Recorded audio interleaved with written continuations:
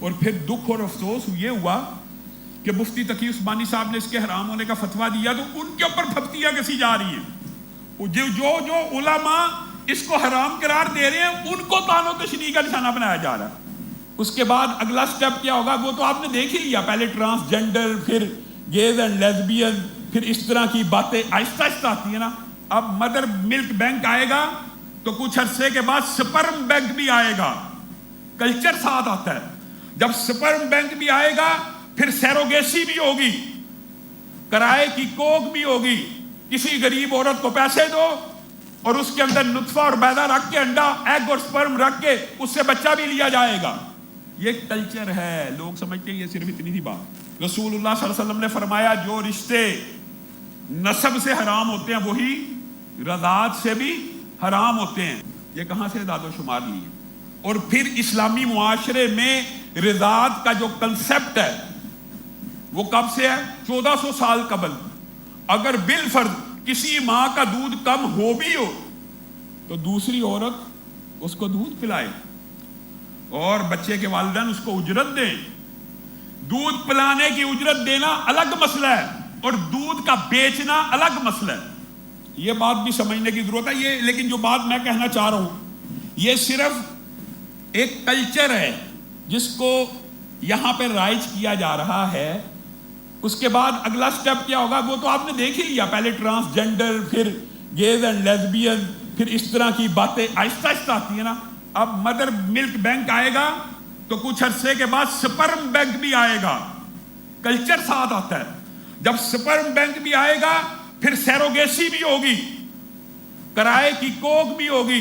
کسی غریب عورت کو پیسے دو اور اس کے اندر نطفہ اور بیضہ رکھ کے، انڈا ایگ اور سپرم رکھ کے اس سے بچہ بھی لیا جائے گا. یہ کلچر ہے. لوگ سمجھتے ہیں یہ صرف اتنی سی بات. اگر صرف اتنی بھی ہو تو بھی اسلام میں حرام ہے، جائز نہیں ہے. کس وجہ سے؟ کیونکہ اس کا رکا ممکن نہیں ہے. اللہ صلی اللہ علیہ وسلم کا فرمان، قرآن کی آیات کہ رضائی مائیں اور رضائی بہنوں کا ذکر قرآن میں ہے کہ نہیں؟ رسول اللہ صلی اللہ علیہ وسلم نے فرمایا جو رشتے نسب سے حرام ہوتے ہیں وہی رضاعت سے بھی حرام ہوتے ہیں. سب سے بڑی دلیل حضرت حمزہ کی بیٹی کا، یعنی چچا کی بیٹی کے ساتھ شادی ہو سکتی ہے کہ نہیں؟ حضرت حمزہ کی بیٹی کا رشتہ پیش کیا تو رسول اللہ صلی اللہ علیہ وسلم نے کہا میری اس سے شادی کیسے ہو سکتی ہے؟ میں اور حمزہ تو دودھ شریک بھائی ہیں. سمجھ آئیے بات؟ اور یہ بات کہنا یہ جی علماء کی تنگ نظری ہے. اور بھائی یہ اجماع امت ہے. اول اسلام میں 10 مرتبہ دودھ پینے سے رضاعت واقع ہوتی تھی. پھر اجماع امت ہے کہ 5 مرتبہ پینے سے ہو جاتی ہے. اور اس کے بعد بھی سن لیں بعض علماء اس 5 کے بھی ایک کے قائل ہے کہ 1 دفعہ پینے سے بھی ہو جاتی ہے. آپ 1 دفعہ کو چھوڑیے، 5 دفعہ جو کسی عورت کا دودھ پی لے وہ اس کی ماں ہے اور وہ سارے رشتے حرام ہو جاتے ہیں جو نسب سے بھی حرام ہوتے ہیں. اب ایک بچہ ایک دن میں 5 فیڈر پیتا ہے اور اس عورت کا دودھ لاہور میں 5 دفعہ ایک بچے نے پیا، اسلام آباد میں 5 دفعہ ایک بچے نے پیا. کیسے ریکارڈ ہوگا کہ یہ دودھ کس کو بیچا گیا، یہ کس بچے نے پیا؟ لاہور کا، اسلام آباد کا، فلاں کا فلاں کا. آپ اسلامی نظام معاشرت کو تباہ کرنا چاہتے ہیں؟ رضائی بہن بھائی سگے بہن بھائیوں جیسے ہوتے ہیں، تو کیا آپ یہ چاہتے ہیں کہ سگے بہن بھائیوں کی آپس میں شادی ہو جائے؟ یہ کیا سسٹم ہے؟ اللہ سے ڈرنا چاہیے. اور پھر دکھ اور افسوس یہ ہوا کہ مفتی تقی عثمانی صاحب نے اس کے حرام ہونے کا فتویٰ دیا تو ان کے اوپر پھپتیاں کسی جا رہی ہیں. جو علماء اس کو حرام قرار دے رہے ہیں ان کو طعن و تشنیع کا نشانہ بنایا جا رہا ہے.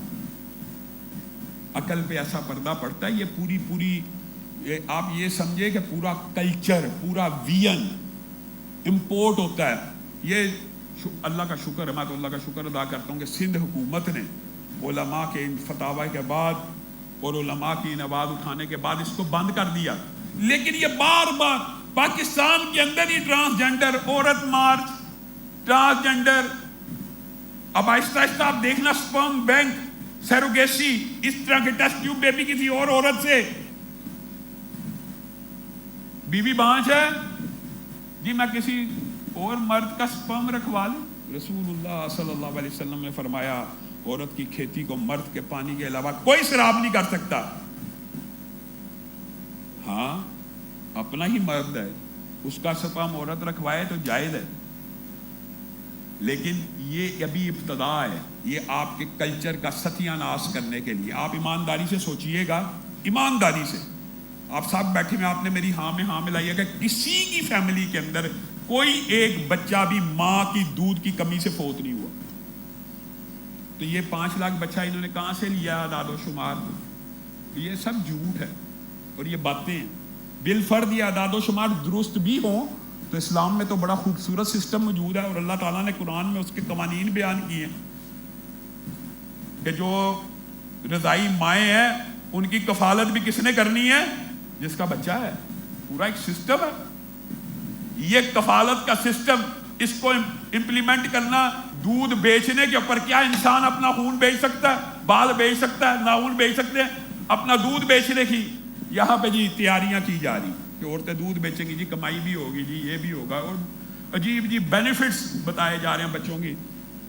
इंसान को इस तरह की साजिशों का और इस तरह के प्रोपेगेंडे का कभी भी शिकार नहीं होना चाहिए।